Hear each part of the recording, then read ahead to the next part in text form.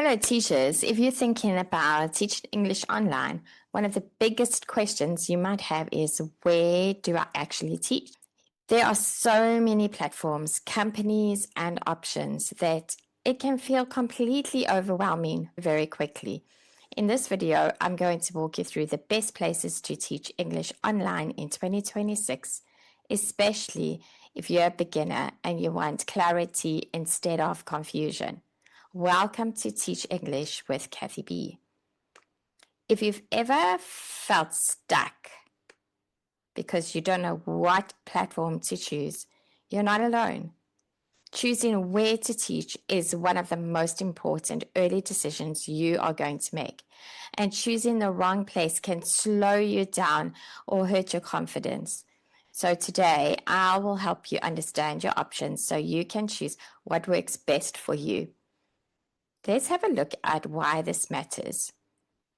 When teachers choose the wrong platform, they often feel frustrated, underpaid, or burnt out really very quickly and almost feel like giving up.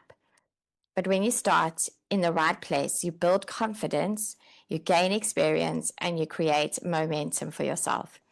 This isn't about finding the perfect platform. It's about choosing the right starting point. And that's really important, is to find, where can I actually get started?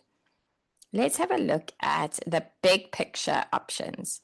In 2026, there are three main ways to teach English online: teaching for an ESL company, working on marketplaces, or teaching independently as a freelancer. Each option has pros and cons, and none of them are wrong. So let's break them down one by one so you can choose for yourself. Option number one is ESL companies. ESL companies are platforms where you teach using their system. They provide you the students, software, and often even the lesson materials. You simply show up and you teach. And they often give you training as well to get you started on the programs that they offer. Okay, let's look at pros. ESL companies are very beginner friendly. So if you've never taught before, this is a good place to start. They usually offer structured lessons, they offer training, and they offer clear expectations. They lay down for you exactly what is expected of you. You don't need to find students, you don't need to market yourself, which makes this a great confidence booster when you are just starting out. But it does come with some cons. The downside is that pay is usually fixed, so you don't have much flexibility in moving up with your pay. You may have less flexibility with scheduling, and companies can have really strict rules or requirements, and they may fine you if you do not stick to those rules or requirements. But for many beginners, the structure is actually a benefit and not a drawback. For myself, started with an ESL company that was very strict, and you got fined for every single thing.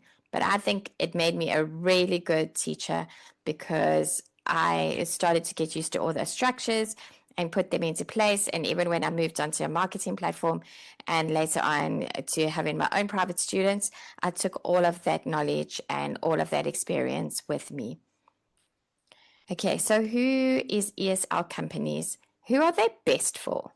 ESL companies are best if you are completely brand new, you are wanting guidance, and you need to gain some experience. If confidence is something you are still building, then this is often the safest place for you to start. Okay, let's head over to option number 2, which is marketplaces. Marketplaces work a little differently. You create a profile for yourself, you list your availability, and then students will choose you. The platform connects you with learners, but you have more control over how you teach. Let's have a look at some of the pros of marketplaces. A marketplace offers a way more flexibility than what online ESL company does. You usually have a lot more control over your schedule. You have a lot more control over your teaching style, and you definitely have more control over your earning potential.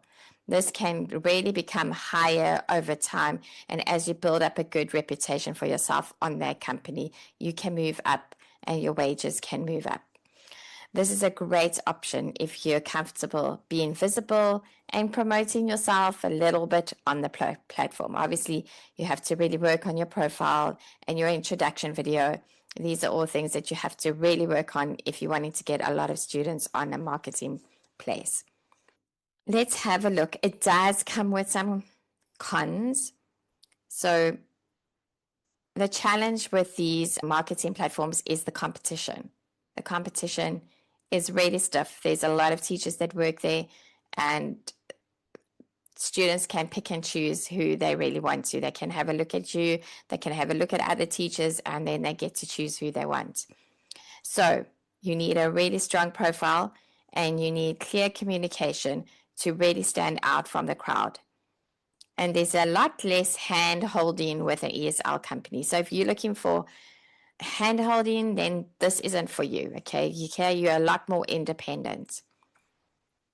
This can feel really intimidating at first, especially if you're really new, but that's completely normal. And the longer that you do it, the more it becomes something that you get used to and something that you can maybe thrive in.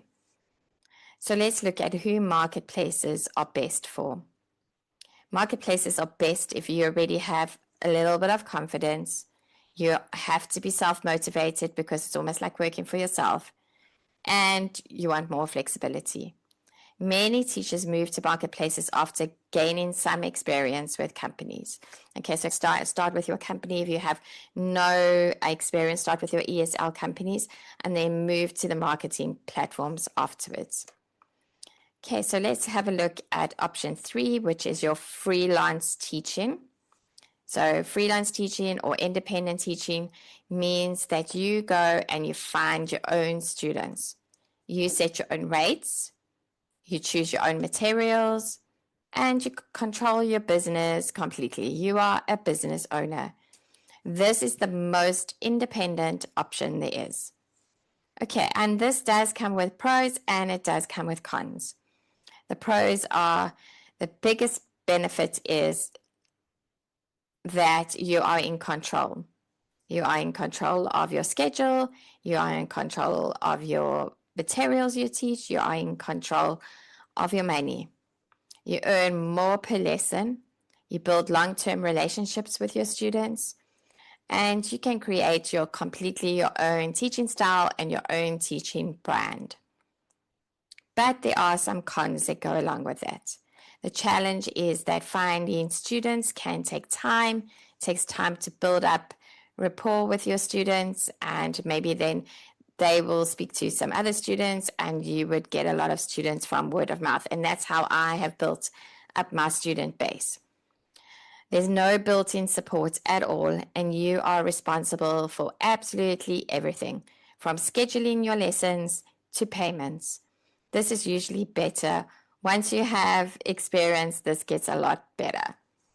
Okay, so who is freelancing best for? Freelancing is best if you already feel confident teaching, you understand lesson structure, and you're comfortable marketing yourself. It's a great long-term goal, but it's not always the best first step if you've never taught before. You may want to gain some experience with an ESL company or the marketing platform first before you go independent, because it seriously does come with some cons to it. So let's look at what platforms want in 2026. In 2026, most platforms care less about perfection and more about being professional. They want teachers who communicate clearly. They want teachers who can show confidence on camera. They want you to be able to structure your lesson simply, and they want to make sure that you are reliable. These skills matter more than accents or fancy qualifications. Okay, so this is what people are looking for in 2026. So let's think about what not to worry about. You don't need to have the most perfect accent. You do not need years and years of experience, and you do not need expensive equipment or a teaching degree to get started. What matters most is clarity, confidence, and consistency. My honest advice is start where you feel supported. Choose the option that helps you to gain experience and confidence, not the one that sounds the most impressive or the one you're going to make the most money with. You can always change over time, and you can always grow into the other options. Let's look at some common beginner mistakes. Many beginners wait too long to apply. They compare themselves to experienced teachers, or they try to do simply everything at once. The biggest mistake is trying to figure it all out alone.